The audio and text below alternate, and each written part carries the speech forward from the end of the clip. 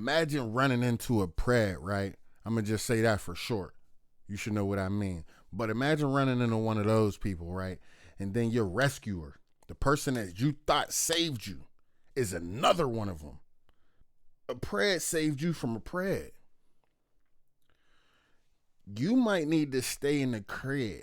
You know what I'm saying? Because at this point, you either an easy target or that might be victim billboard or you know what I'm saying, victim road. You walking a strip of victim road because there ain't no way you get saved by another one. Super violate that subscription button, man. Make sure you smack that thing all up for me. Make sure you hit the subscription button. Like the video. Bear with me, this is going to sound crazy, but you know the southernmost web point cam? I could almost swear that I saw somebody get.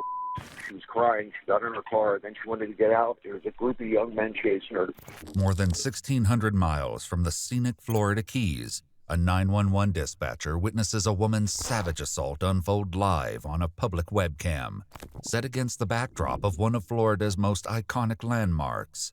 What follows is a trail of disturbing clues that uncovers a night full of terror and how her search for safety led her straight into the hands of another predator. The following is based on official police records, and some of the footage has never been seen before.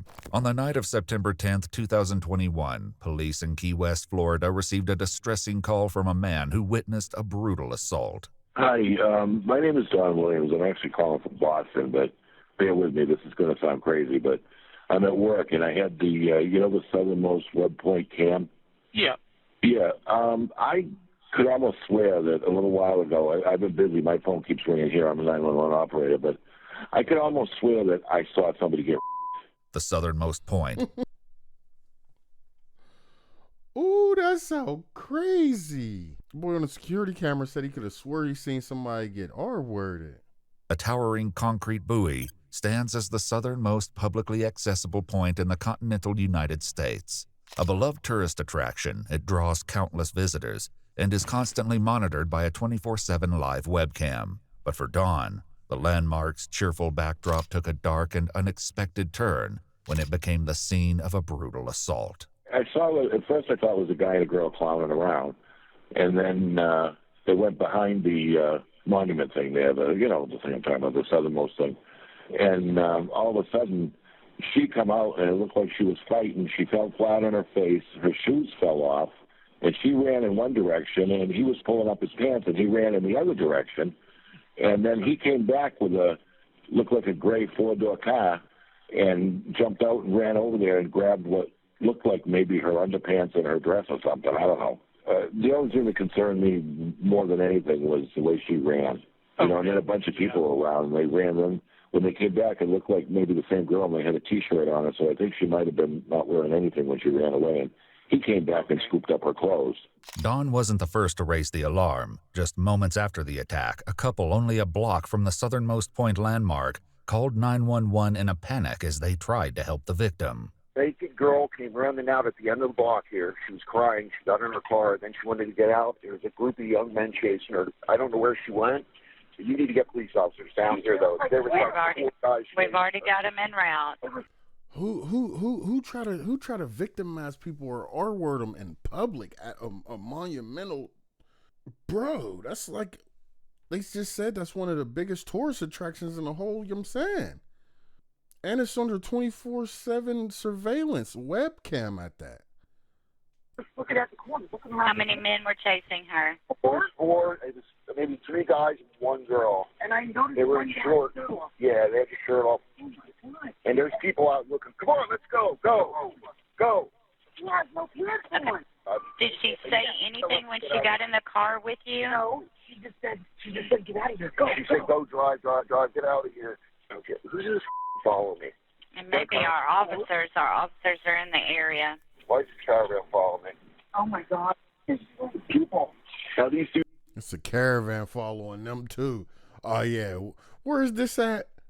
Cause this is buck wild. They're checking you out. They're probably out looking for. Just stay in your vehicle. Keep your doors locked. I am. I know, right? You should be seeing the officers.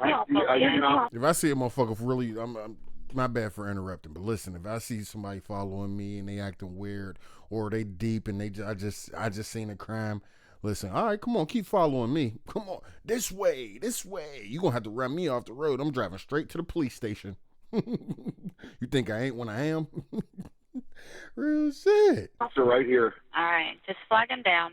Officers with the Key West Police Department searched around the buoy, locating a few haunting remnants, a pair of sandals and a black pair of women's underwear. They also identified a group of witnesses, 4 males and 1 female, learning they were the ones the couple had earlier suspected was chasing the victim. They told officers they saw 2 people behind the buoy, appearing to be having intercourse. One witness reported hearing a short scream from the girl, which abruptly stopped before the suspect led her behind the buoy. Afterwards, he saw the female run away, and the man returned to his vehicle while putting his pants back on. They chased her to offer help, but stopped after they saw her enter the couple's vehicle. The victim was quickly located when police received their 3rd call of the night. Yeah, I'm the night manager here at Southernmost Beach Resort. There is a female. She just walked in the lobby. She was naked. She doesn't remember anything. She doesn't remember why she's naked. She said that she believed that she was by somebody. And ma'am. Larry, try to get it. She's trying to go to the let wrong her know side. that we have help coming to her. The police is here already. Okay, you see them? Okay, great. The 31-year-old female was leaving the lobby when police arrived at the resort, located near the intersection where she jumped out of the couple's car. Police noted she was distraught and hyperventilating and requested an ambulance. Initially hesitant, the woman confirms she was assaulted, recalling that the incident took place against a tree, curiously several blocks from where the webcam had captured her near the southernmost point. The victim was taken to the Lower Keys Medical Center, where officers completed an assault kit and photographed multiple bruises and lacerations on her arm, knees, and thigh. Though she was able to recall some details of her night, a large portion of her memory was missing, leaving investigators with the daunting task of piecing together what truly happened to her. After she was discharged from the hospital, the victim returned to her hotel room, where officers helped her geolocate her missing iPhone. They found it discarded on the side of a nearby road and collected it. On her phone, investigators uncovered a deeply disturbing video, one that would paint a clear picture of the unthinkable horrors she endured by not 1, but 2 men. I want out right now. Please, get me out of the car. On the night of September 10th, the victim walked from her hotel to a restaurant where she met a bartender. The 2 quickly became friends and relocated to a bar called Jack Flats, where they met with several other males. After watching the football game, she recalled leaving the area on foot with one of the men who attacked her. Surveillance footage outside the bar captured her walking with a man wearing a maroon dress shirt, notably not the same male who was seen in the webcam footage during her assault at the southernmost. Not to say, yeah, she was, they seen her, they like, ooh, yeah, little white bitty over here drunk, we about to get him sad factuals. Point. Additional surveillance footage from the area would show the same male riding a bicycle with a distinctive Cuban flag sticker and red seat cover. As they searched the streets for more cameras, investigators found the same bicycle now locked to a bike rack. They set up surveillance, but the suspect... You gotta be a fucking bozo to be riding a bike with a red seat, or just riding a bike in general to the bar to go get some cheeks, and not even get some cheeks, to steal some cheeks. Bro stole a butt. You know what I'm saying? Like, you gotta be a real savage to ride a bike to steal some butt.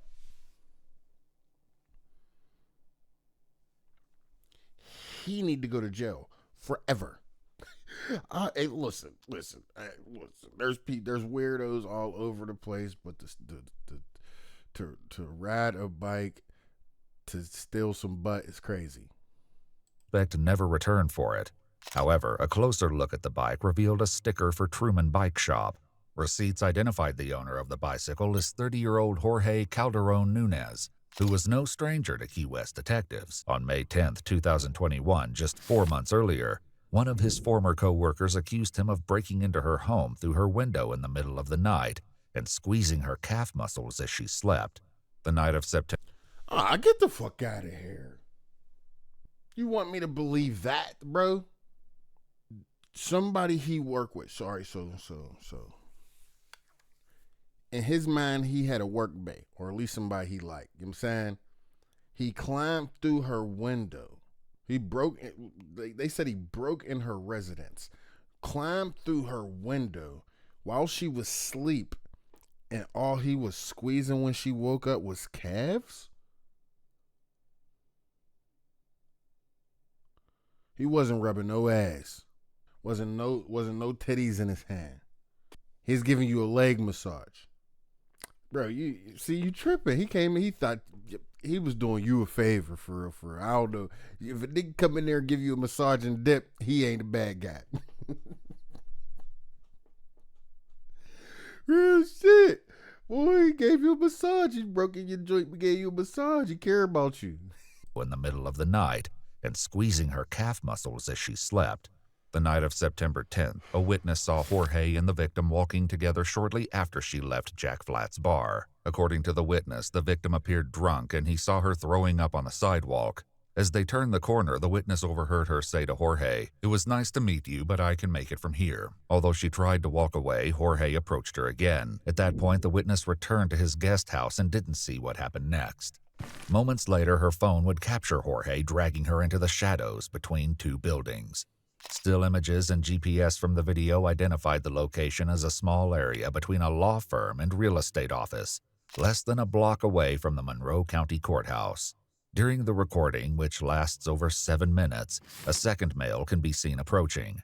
Two male voices can be heard speaking in both English and Spanish, while the victim cries in the background, clearly saying no multiple times. At one point, Jorge can be heard saying, "This is my chica, don't look at her," while the other male, who identifies himself as Calvin, tells him to stop. Despite Calvin and Jorge arguing back and forth, the assault continues. At this point, Calvin appears to offer what she believes is a helping hand, but her night of terror is far from over. Customer right now. Yeah, I got a car with you. Come on. I work here. I do security in this complex. Yeah. What's your name? I'm Calvin. And he gave her the real name, too. You know what I'm saying? He acting like he got it under control. Look, I got you. What's your name? Calvin. You done stopped her from the R word to go R word her is wild. Footage from street surveillance cameras captured the moment Calvin helped her into his vehicle and began driving in the direction of the southernmost point buoy. I'm surprised nobody hear you guys. So, I came to you guys, but, you know, what I heard was stop, but it's not stopping, so. I mean, if you were enjoying it. No. If you were enjoying it, I would leave you guys, but No. you weren't enjoying it. He lied to you, right? What did he tell you? He's gonna take you to your place? All I wanted to do was walk back to your my hotel? place. No, I did not want to hook up with him at all. She had no way of knowing that the man offering help was another ruthless predator in disguise, later identified as 37-year-old Uber driver Carrie Calvin Gasog. Please. Oh, he gave her the middle name. Yeah. Oh, they probably do call him Calvin, so it's still wild, but he gave her the middle name, bro. Take me directly to.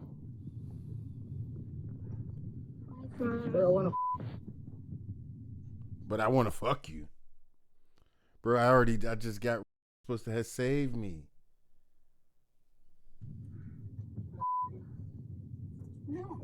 No. Take me directly to my. I want out right now. Please, get me out of the car. I could have you over there while you pushing off. Then he said I could have crushed you over there while your clothes was off.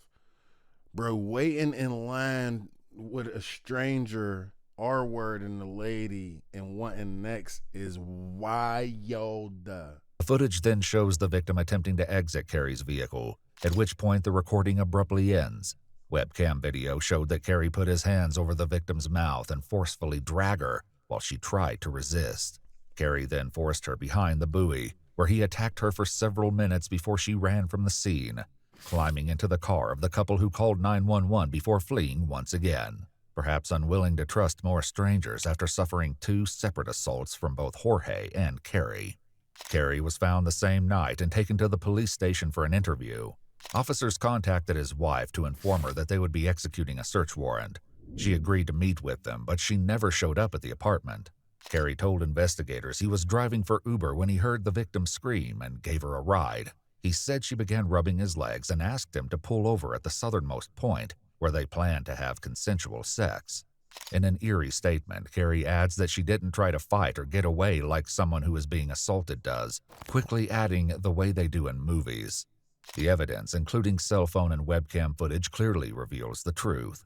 Her first attacker, Jorge, wasn't located until a week later on September 17th, when investigators located him on a commercial fishing boat. Upon showing the footage to Jorge, he responded, "perfect," and claimed to have little memory of the evening in question. The victim's first attacker, 30-year-old Jorge Calderon Nunez, was arrested for sexual battery and transported to the Monroe County Jail.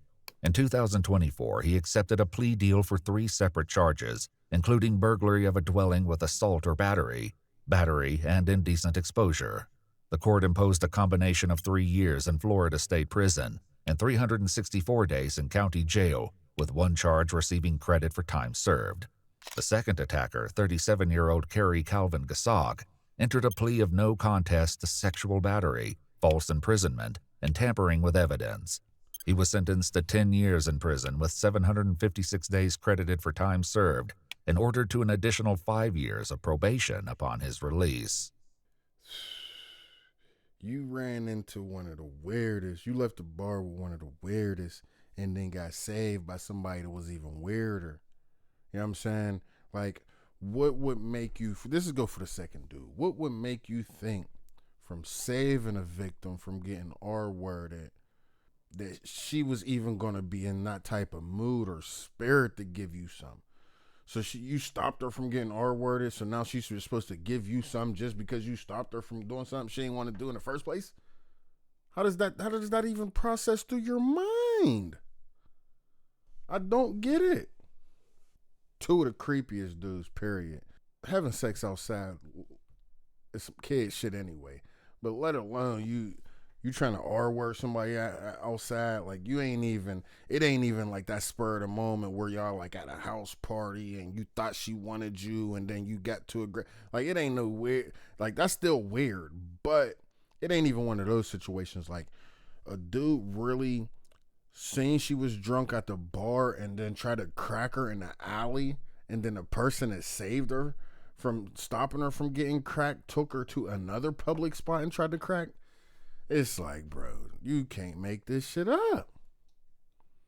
Let me know what y'all think about that joint in the comments, though, man. I'm about to get up out of here. Make sure you subbed up, like the video. I'll see y'all in the next one.